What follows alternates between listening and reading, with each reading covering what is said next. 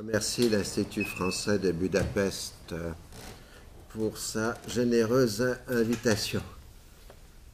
Alors, je commencerai peut-être par une plaisanterie, mais qui me paraît pleine de sens. Essayer de donner une définition du printemps arabe, je dirais que c'est aussi, peut-être seulement, enfin, en tout cas quelque chose comme ça, une révolte des objets d'étude contre leurs experts. Et en effet, c'est pour dire combien nous-mêmes, spécialistes du monde arabe depuis des décennies, nous avons été surpris par les événements qui se sont produits. Et je défie mes collègues de dire avec honnêteté qu'ils auraient prévu les événements. Alors, ce qui s'est immédiatement passé pour nous, spécialistes de la région, ça a été essayer de donner un sens, d'écrire un récit sur ce qui était en train de se produire. Et donc, la communication d'aujourd'hui, elle est très largement enrichi de très nombreuses rencontres que j'ai pu avoir avec mes principaux collègues de différentes disciplines sur ce sujet. Le terme printemps arabe est apparu pratiquement immédiatement avec les événements. On trouve l'habituelle assimilation de cette saison au renouveau, à la liberté. Et ça peut nous renvoyer jusqu'au printemps des peuples de 1848, mais évidemment, la Hongrie y a participé, au printemps de Prague de 1968, le printemps de Pékin de 1989, ainsi de suite. On peut noter que certains auteurs américains avaient déjà utilisé printemps arabe vers 2003-2004, lors de l'invasion américaine de l'Irak. En tout cas, ce qu'on peut appeler très brièvement le printemps arabe a commencé le 17 septembre 2010 en Tunisie, conduisant à la chute de Ben Ali le 14 janvier 2011, puis le début du mouvement en Égypte le 25 janvier 2011, conduisant à la chute de Moubarak le 11 février 2011. Dès la fin janvier, plusieurs pays arabes connaissaient d'importants mouvements de contestation, en particulier au Bahreïn et au Yémen. Puis ensuite, les mouvements se sont enclenchés en Libye à la mi-février 2011 et en Syrie à partir de la mi-mars. On a pu parler de contagion, qu'on a ajouté immédiatement démocratique, en raison des connotations péjoratives du premier terme. On a aussi évoqué la théorie des dominos, qui renvoie d'ailleurs à ce que vous connaissez bien ici pour l'Europe de l'Est. En 1989, les dominos d'Europe de l'Est sont tombés les uns après les autres. En tout cas, par une méthode de retour en arrière, on a recherché les précédents. D'abord, les précédents récents. Dans le monde autour de 1980, les démocraties libérales étaient minoritaires.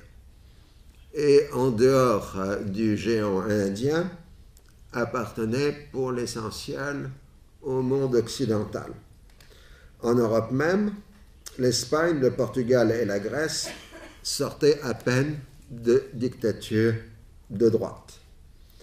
Le reste du monde vivait dans des systèmes autoritaires, dits de gauche avec un parti hégémonique ou unique, ou de droite, avec des dictateurs le plus souvent d'origine militaire, et quelques monarchies où le souverain ne se contentait pas de régner, mais gouvernait effectivement.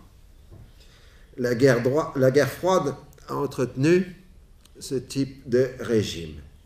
Pour les soviétiques, les démocraties populaires du socialisme réel avaient vocation à s'étendre au-delà de l'Europe de l'Est. Pour les Américains, les dictateurs étaient des salauds, mais nos salauds. Son of bitch, oh son of bitch, avait dit un célèbre secrétaire d'État américain. C'est-à-dire des atouts stratégiques dans la grande lutte géopolitique. Les années 1980 ont connu la première vague de transition démocratique, touchant surtout l'Amérique latine et les Philippines. Les dictatures ont alors été remplacées par des démocraties pluralistes. Les États-Unis ont, au moins au début, plus toléré qu'encouragé ce mouvement, qu'ils ont ensuite salué. Bien évidemment, cette première vague démocratique ne se comprend que dans le cadre de la fin de la guerre froide, à partir du milieu des années 1980. La chute du rideau de fer a entraîné la seconde vague de transition démocratique, cette fois en Europe de l'Est. Je ne vous apprends rien. Le résultat annexe est d'avoir fait naître une nouvelle science politique appelée transitologie ou science des transitions politiques. On a donc voulu ensuite utiliser le modèle de la transition pour un certain nombre de pays africains qui auraient constitué éventuellement une troisième vague de transition. Si une bonne partie du monde restait encore dans le système autoritaire, ces régimes devaient faire des concessions formelles avec des élections régulières, des candidats dits indépendants, voire même des partis d'opposition plus ou moins tolérés. L'opposition légale, tout en étant réelle, faisait ainsi partie du système avec des logiques d'auto-limitation. En cas de contestation dangereuse, la répression frappait immédiatement, en général sous des prétextes de nature judiciaire.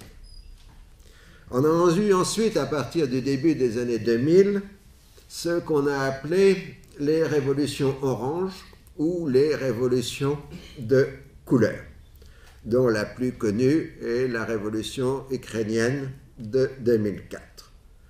Ce sont des mouvements de protestation, le plus souvent à l'occasion d'élections plus ou moins truquées.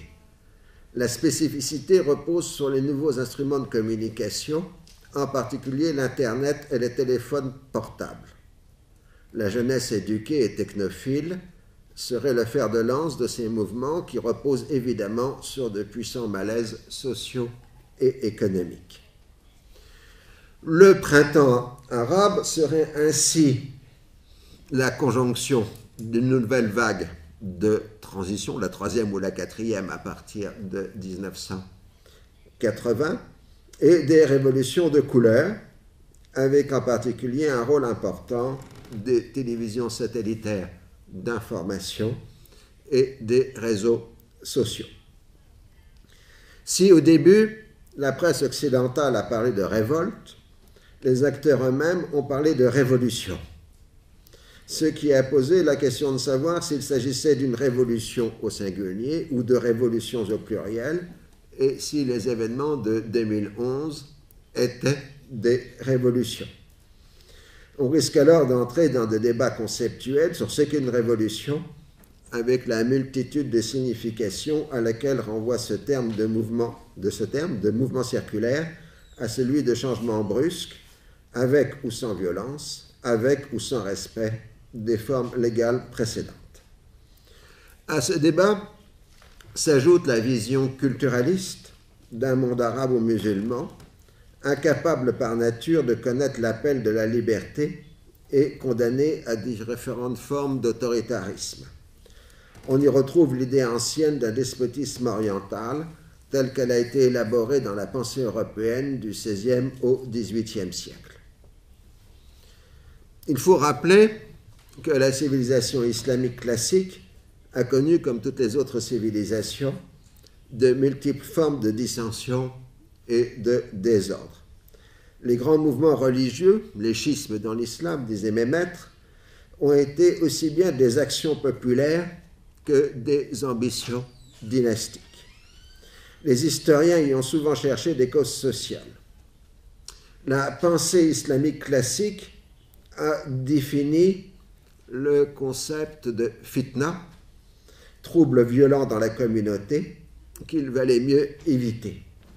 Comme en Europe, la question s'est posée s'il valait mieux préférer une injustice à un désordre. À l'époque ottomane, il a existé un vrai débat par rapport au pouvoir injuste. L'injustice a été définie par rapport à la violation de la loi islamique protectrice des biens et des personnes.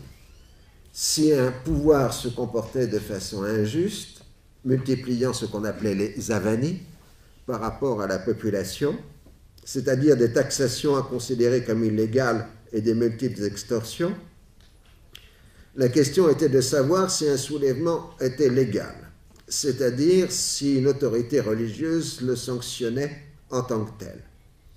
Dans la pratique, si le soulèvement réussissait, il se trouvait toujours des autorités pour donner une telle qualification. En revanche, si c'était un échec, c'était bien une fitna. Les instances de légitimation étaient évidemment au service du vainqueur. Le terme de fitna a été ainsi utilisé par les premiers auteurs musulmans pour définir la Révolution française, marquant ainsi la vision péjorative qu'ils pouvaient en avoir. C'étaient bien évidemment des gens d'ordre.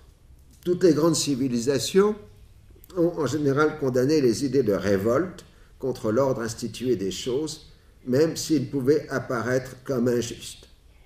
Cela est d'autant plus vrai que la haute culture est l'apanage des classes dirigeantes, peu susceptibles d'être favorables à un soulèvement populaire. C'est beaucoup plus tardivement que le terme fawra s'est imposé dans la langue arabe pour signifier révolution. Il signifiait originellement rébellion, avec les mêmes connotations négatives que fitna.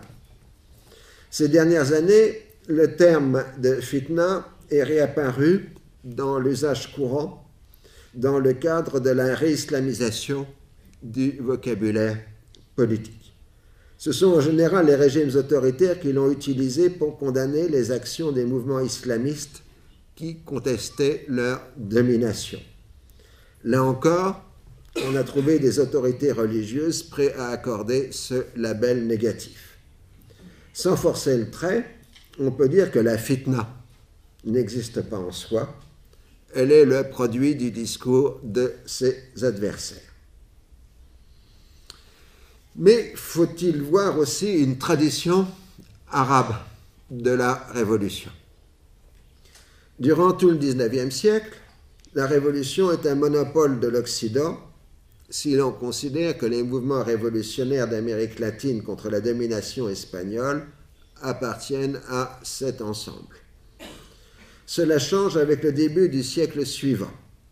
Révolution persane de 1905, Révolution jeune turque de 1908, Révolution mexicaine de 1910, Révolution chinoise de 1911.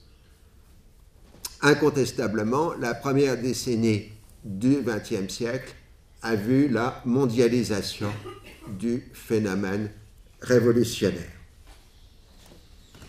Au Proche-Orient, fawra est utilisé pour dénommer ce que les Occidentaux appellent révolte ou soulèvement.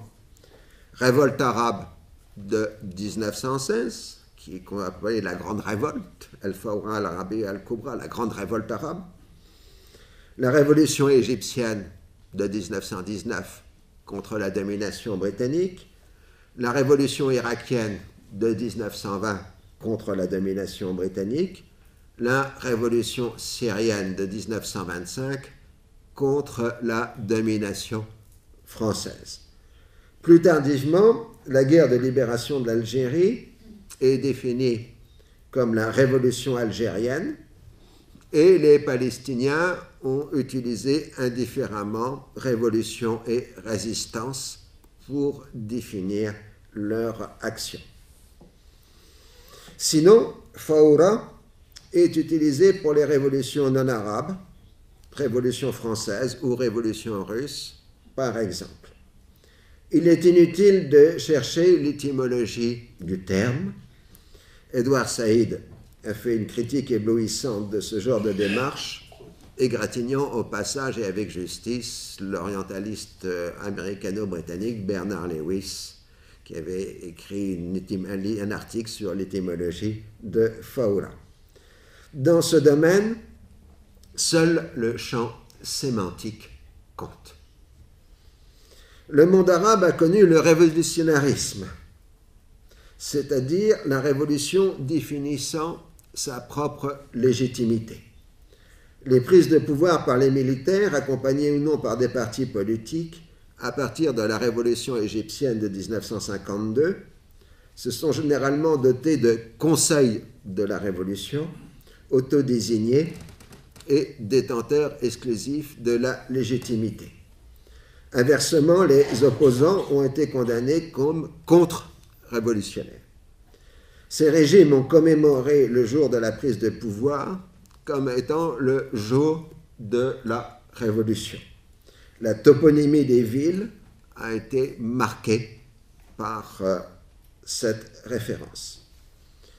Les révolutions arabes des années 1950 et 1960 ont été incontestablement des révolutions au sens où elles ont suscité des changements considérables dans les classes dirigeantes, des transferts conséquents de la propriété des biens de production et ont conduit à des stabilisations politiques sous forme de régimes autoritaires. Incontestablement, on peut parler pour cette période d'ancien régime et de révolution.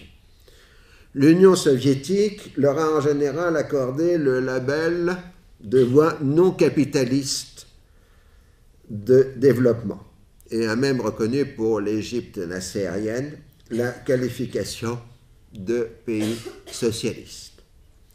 Pour la frange d'extrême gauche, le marxisme-léninisme donnait un bagage théorique et scientifique à la perspective révolutionnaire, conduisant assez souvent à un déni du réel.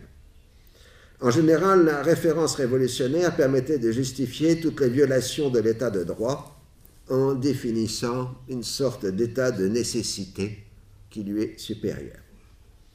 Pratiquement, tous les États arabes non monarchiques d'aujourd'hui sont passés par une phase révolutionnaire, généralement encore revendiquée en tant que telle. Il est vrai que l'événement révolutionnaire est indissociable de la lutte de libération nationale face à la domination coloniale européenne. Révolution et indépendance sont souvent des réalités qu'on ne peut pas séparer. Ils sont les événements fondateurs des républiques arabes d'aujourd'hui. On se trouve alors dans le paradoxe apparent que l'autoritarisme se revendique d'un héritage révolutionnaire, mais qu'en même temps, l'adoption de la référence révolutionnaire par les mouvements de 2011 a été en soi un instrument de mobilisation politique en dépit du passif des périodes précédentes. C'est vrai qu'on abordait la question de l'exception arabe. Après 1989, le monde arabe apparaissait dans son ensemble comme une exception où la transition démocratique ne jouait pas.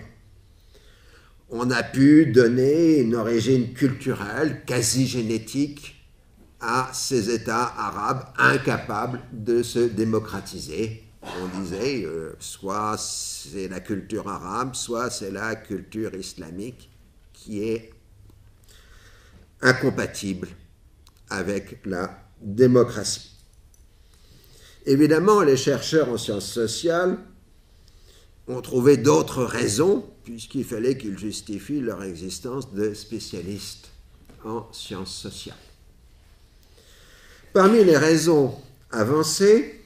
La première renvoyait à la continuation du modernisme autoritaire du XIXe siècle.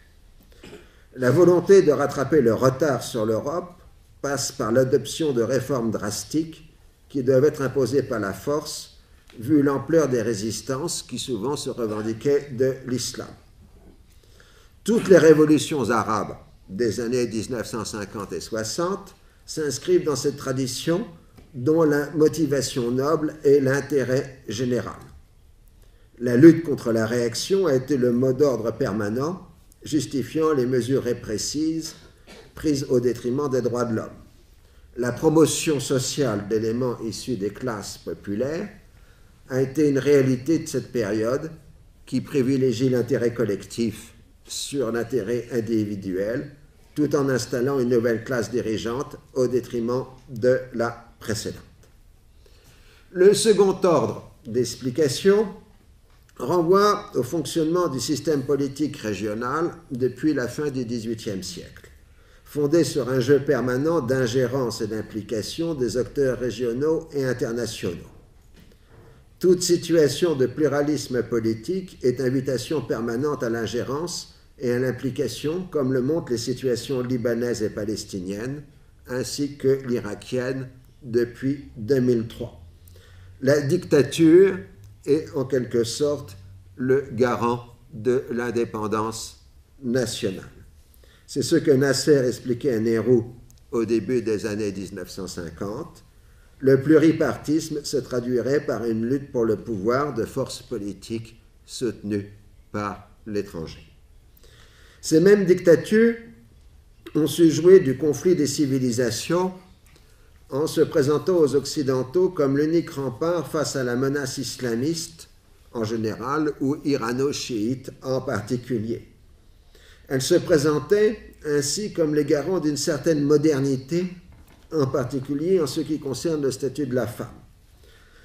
Enfin, l'histoire récente des guerres civiles, Jordanie 1970-1971, Septembre noir, Liban 1975-1990, Syrie 1978-1982, Irak à partir de 1978, sans parler de l'Algérie, faisait préférer la stabilité autoritaire au désordre meurtrier.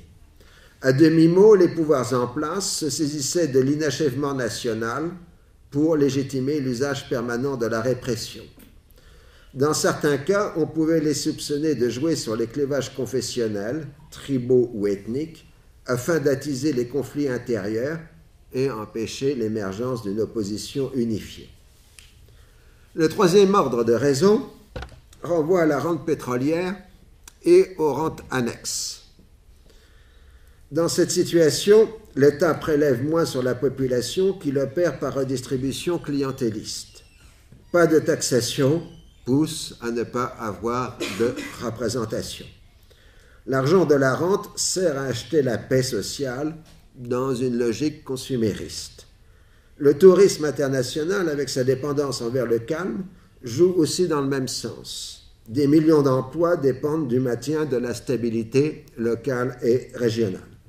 En cas de crise régionale majeure comme en 2003, la paralysie de l'activité économique s'étend à des secteurs entiers de la société, privant de grandes masses de travailleurs de leurs emplois. L'ensemble de ces raisons ont poussé à la constitution d'États sécuritaires, incarnés par l'omniprésence de la police et des services de renseignement, avec des comportements souvent extrêmement brutaux. Dans l'Égypte de Moubarak, les dépenses sécuritaires étaient plus importantes que le budget des services de santé. En Tunisie, jusqu'à 10% de la population aurait appartenu à titre divers aux services de sécurité. Donc le système sécuritaire exerce une vraie emprise sur la société, c'est une réalité sociale puissante. Après avoir vanté leur élan révolutionnaire, ces régimes se vantent au contraire d'avoir apporté la stabilité dans une région perpétuellement en trouble.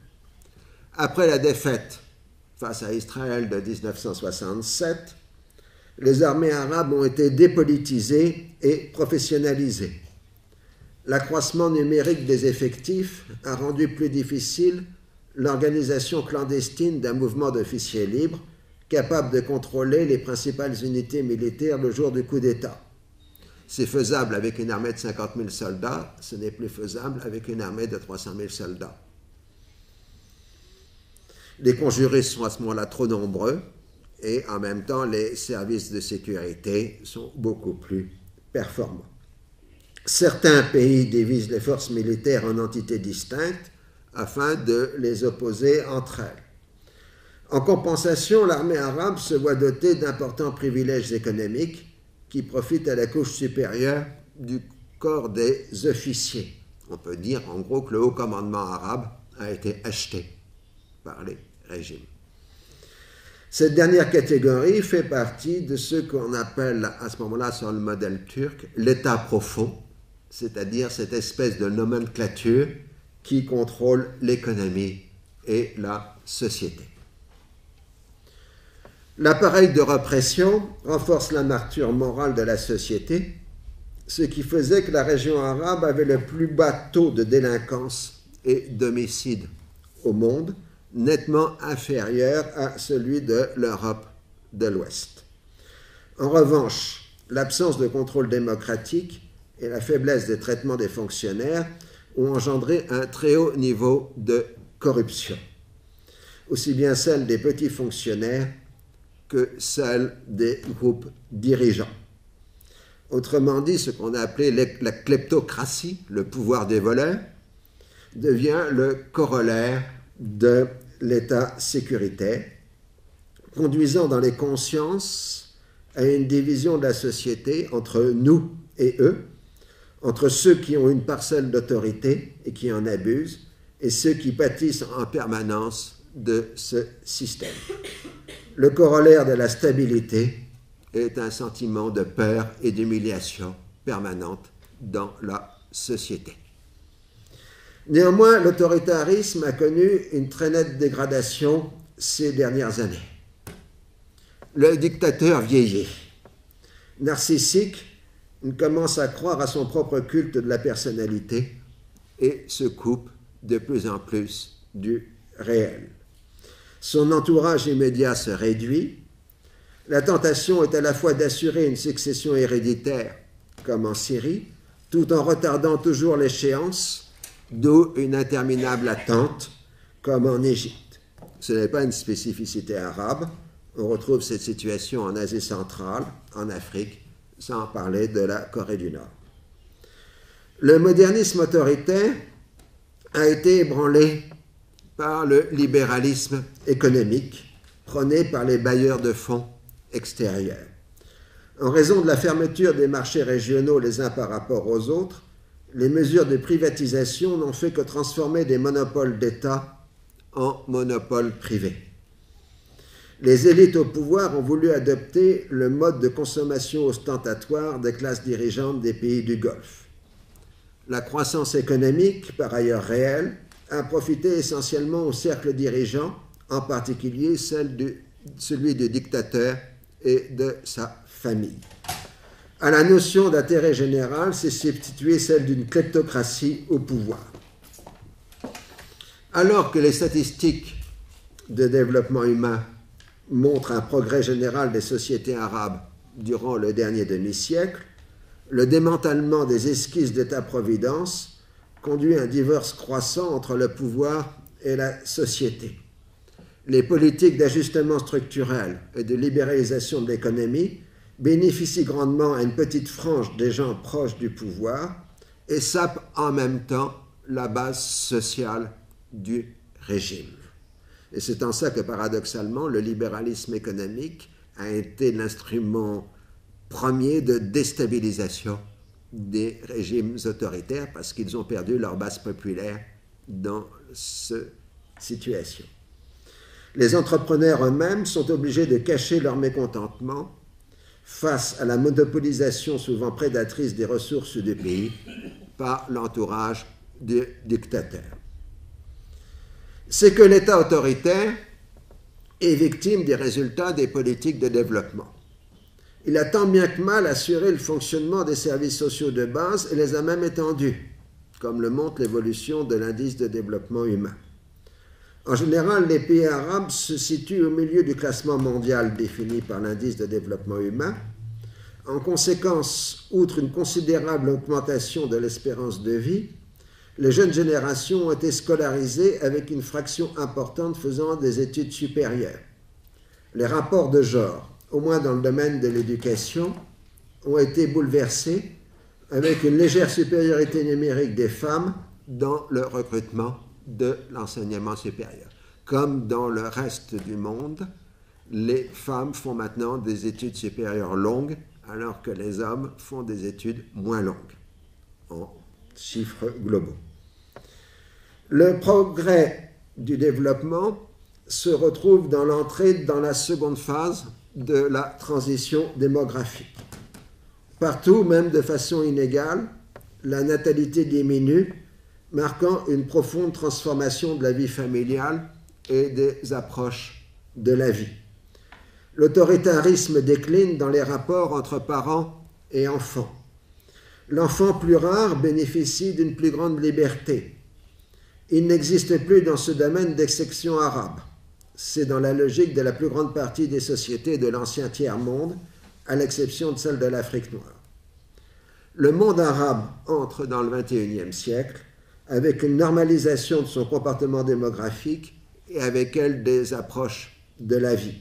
Il se rapproche du modèle standard, ou en tout cas majoritaire dans le monde, des structures familiales.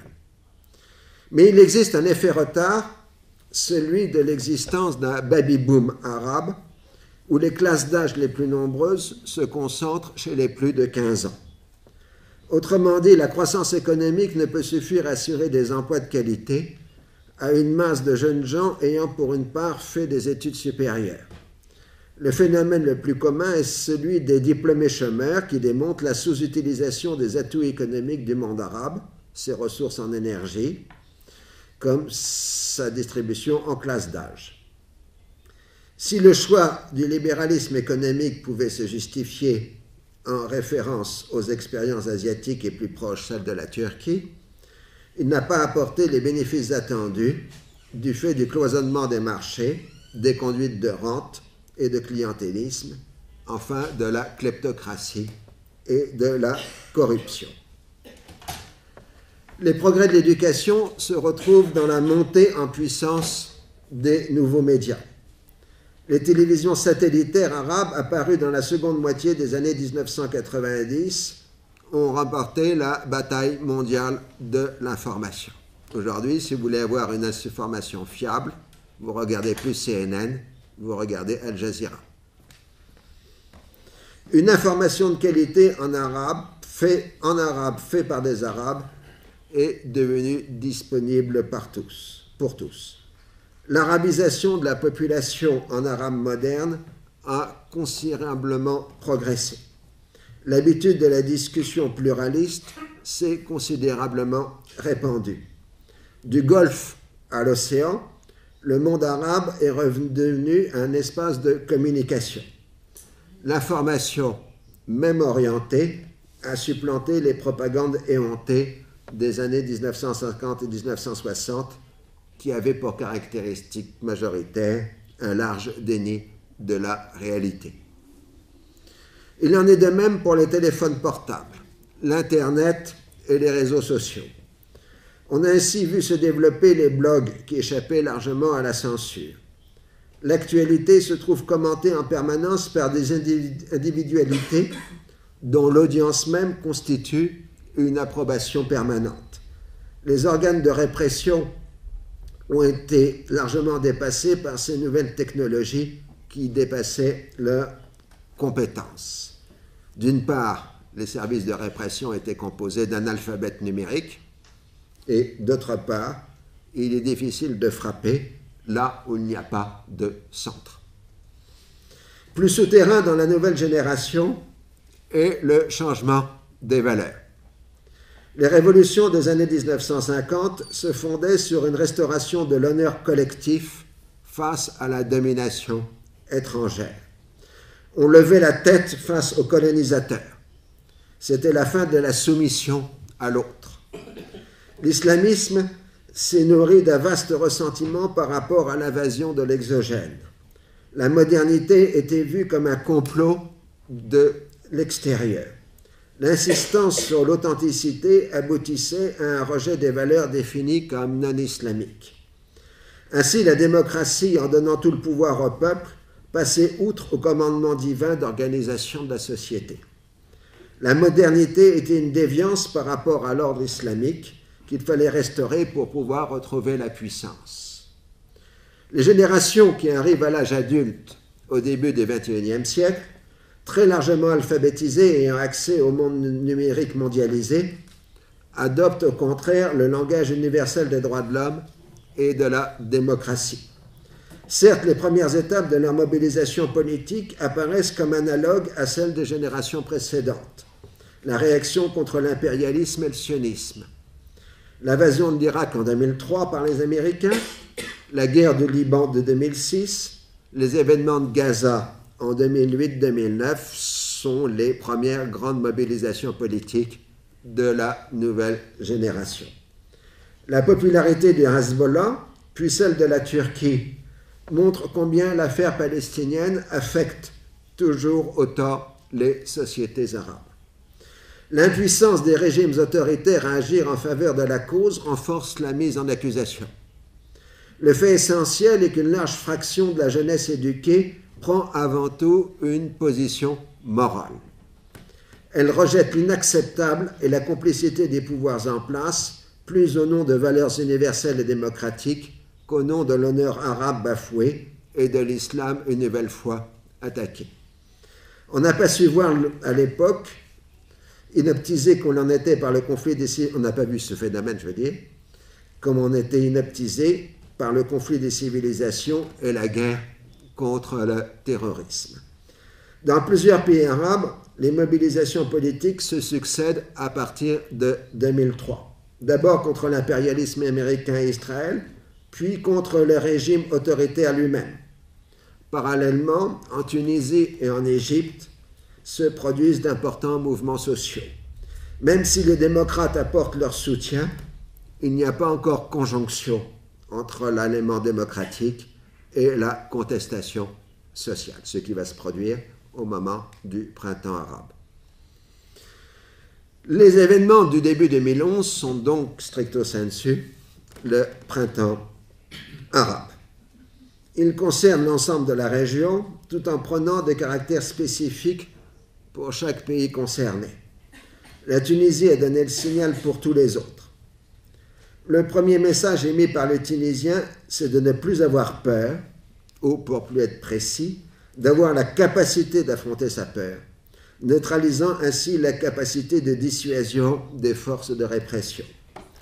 On retrouve ainsi l'expérience de la première intifada palestinienne. Le second message transmis est de se mettre sous le symbole du drapeau national, rejetant ainsi l'accusation de travailler pour une ou des puissances étrangères. Le mouvement se construit dans une sorte d'intelligence collective, avec une absence de chef et d'organisation préalable, et une utilisation consommée des réseaux sociaux relayés par les télévisions satellitaires. Les pratiques suivies appartiennent aux méthodes prônées par les théoriciens de la résistance non violente et de la désobéissance civile, dont les idées ont été largement diffusées sur l'Internet, y compris en arabe. Le mouvement ouvrier participe à l'étape cruciale des derniers affrontements, opérant à la conjonction tant crainte par les régimes autoritaires. On y trouve aussi la force de frappe que constituent dans le cas égyptien les supporters de clubs de football. La victoire est acquise quand le mouvement, essentiellement générationnel, réussit à exprimer la plus grande partie de la société, alors que l'appareil d'État se divise, l'armée se séparant de la police. On a ainsi l'expression d'un moment mystique où on affronte sa peur et où on est prêt à se sacrifier. On part du refus de la personne du dictateur avec le célèbre « dégage » pour aller à l'identification d'un être collectif et souverain contre un système. Le peuple veut la chute du système. Al-Sha'b yurid iskat an-nizam. Le régime autoritaire se trouve décrédibilisé et délégitimé. Il donne des signes de faiblesse en tentant de composer avec le mouvement social, en promettant des changements et le non-renouvellement de dictateurs à la prochaine échéance électorale, ce qui ne fait qu'accélérer la chute. Les conditions de réussite sont réunies dans des pays de vieille tradition étatique à la population relativement homogène, comme la Tunisie et l'Égypte. La situation est nettement différente quand le mouvement de contestation se heurte à la nature fragmentée de la société et à un pouvoir qui ne veut pas céder. On entre alors dans une logique d'affrontement sanglant qui se transforme ensuite en guerre civile.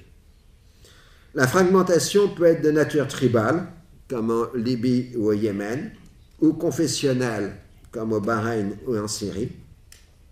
Néanmoins, le printemps arabe a réussi à englober les non-arabes dans sa dynamique. C'est le cas des Berbères en Libye, des Kurdes en Syrie, bien que ce soit plus ambigu. Les régimes monarchiques ont une plus grande capacité d'adaptation. Ils ont la légitimité d'exprimer l'État et son histoire, comme pour la Jordanie et le Maroc, où ils ont les ressources de la rente pétrolière pour les pays du Golfe.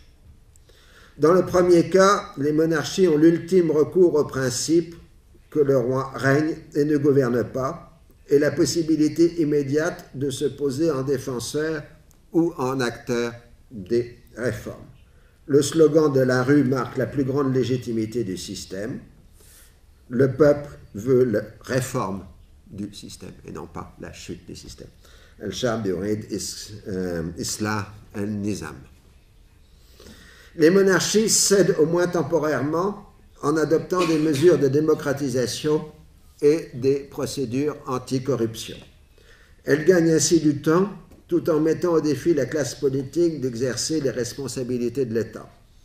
Contrairement aux républiques dictatoriales, le pouvoir royal a une longue expérience et une forte compétence dans la manipulation des forces politiques et une capacité à les amener à se discréditer progressivement par le jeu des compromis et des compromissions. En faisant ainsi des concessions au moins apparentes, les monarchies marocaines et jordaniennes compromettent grandement les possibilités de renouvellement du système politique. Dans le second cas, c'est-à-dire les pays du Conseil de coopération du Golfe, le printemps arabe et la crise parallèle du nucléaire iranien maintiennent le prix du pétrole à plus de $100 le baril, donnant aux pétromonarchies les moyens financiers d'acheter la paix sociale. Encore une fois, la rente pétrolière amortit les conflits sociaux, d'autant plus que dans les pétromonarchies, la plus grande partie de la force de travail effective est étrangère, voire non arabe. Elle se trouve donc hors jeu. Il ne peut pas y avoir en Arabie saoudite ou dans les Émirats la conjonction d'un mouvement social et d'un mouvement démocratique, puisque les main-d'œuvre ne sont pas citoyennes. Paradoxalement, là où il existe des formes de pluralisme politique, on échappe au printemps arabe, non pas du fait d'une démocratie qui fonctionnerait bien, mais plutôt de son blocage. Alors je passe rapidement, c'est le cas de l'Algérie, de l'Irak, de la Palestine et du Liban, les 4 États arabes où il y avait un système pluraliste bloqué, mais le pluralisme permet d'échapper, ou fait échapper, au printemps arabe. Ainsi, le printemps arabe, tout en s'exerçant du Golfe à l'océan, constitue un révélateur puissant des réalités régionales. Enracinement de l'État, tribalisme, confessionnalisme, rente pétrolière, monarchie ou république, poids de l'histoire. On retrouve l'originalité du monde arabe avec son unité culturelle, la nation arabe, et sa diversité locale, les peuples arabes. Ce qui nous amène aux transitions et aux implications étrangères. Le printemps arabe impose comme norme de la légitimité le résultat d'élections libres. Cela implique une phase de transition avant l'organisation des élections où l'instabilité est la règle.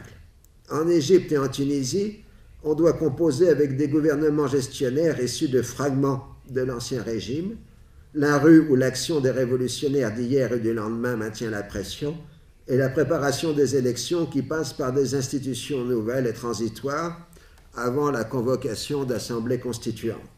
Le tout dans un climat de difficultés économiques et de dégradation de la sécurité politique. Sécurité publique, pardon. Le jeu politique se déroule par une série de saccades successives dans un climat de confusion grandissante. L'élan mystique du premier moment se dégrade progressivement en action politique, voire politicienne. L'observateur extérieur a l'impression que l'on est perdu en transition, selon le jeu de mots anglais « lost in transition ». On n'est pas vraiment dans une situation de double pouvoir comme dans les révolutions françaises et russes, mais dans une situation d'instabilité. Elle est particulièrement marquée en Égypte où l'armée est restée un acteur autonome. Ce qui avait fait la force du mouvement révolutionnaire dans la première phase, son caractère d'intelligence collective, sans leader et force politique organisée, se retourne contre lui. Les révolutionnaires sont incapables de se transformer en force politique cohérente, dotée de programmes, ou plus exactement, ils se divisent en centaines de petits mouvements peu cohérents et incapables de structurer la société. Néanmoins, l'anti-autoritarisme se développe dans l'ensemble de la société au point de créer des difficultés importantes dans le système scolaire, les élèves ne respectant plus leurs professeurs. En revanche, les islamistes, qui s'étaient largement tenus à l'écart de la révolution alors qu'ils constituaient la force d'opposition principale et étaient les premières victimes de la répression, réapparaissent comme la première force politique du pays. Ils bénéficient du fait qu'ils expriment le rejet le plus complet de l'ancien régime et qu'ils savent parler à la population. Mais ils sont à leur tour exposés à des divisions. Les salafistes avaient été plutôt encouragés par les anciens régimes comme apolitiques du fait de leur intégrisme religieux, tandis que les frères musulmans majoritaires redécouvrent leur vocation originelle de mouvement réformiste. Les clivages de génération, d'opposition de militants en exil à ceux de l'intérieur et de redéfinition programmatique par rapport à la modernité jouent alors au sein des mouvances islamistes.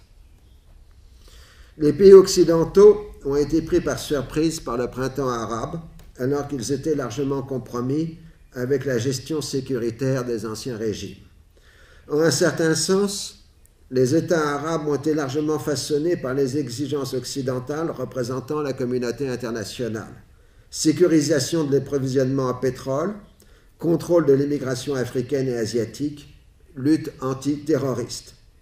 Si les répercussions sur le pétrole ne se traduisent que par un maintien d'un prix élevé du baril, la gestion de l'immigration et celle de la sécurité se trouvent, du point de vue occidental au moins, remises en cause par les événements.